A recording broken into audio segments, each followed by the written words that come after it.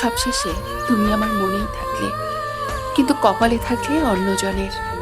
আমি তোমাকে কোনো দিন জোর করে ধরে রাখিনি, শুধু নিঃশব্দে ভালোবেসেছি। আমার প্রতিটা দোয়া, প্রতিটা স্বপ্ন, প্রতিটা আগামীকাল, সবখানেই তুমি ছিলে। তুমি ছিলে আমার ভাবনায়, কিন্তু আমি ছিলাম না তোমার ভাগ্যে। আমি তোমাকে আমার জীবনের গল্প বানালাম, আর তুমি আমাকে বানালে একটা অসম্পূর্ণ অধ্যায়। আজও তুমি আমার মনে আছো, একটা অভ্যাস হয়ে, একটা ব্যথা হয়ে, একটা না পাওয়া ভালোবাসা হয়ে। কিন্তু জানো, সবচেয়ে কষ্টের ব্যাপারটা কি? তুমি অন্য কারো হয়ে গেছো, আর আমি এখনো তোমারই রয়ে গেলাম।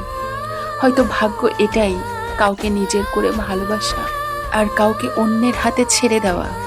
ভালোবাসা আমার ছিল, কিন্তু কপালটা ছিল না, কপালটা ছিল অন্য কারো।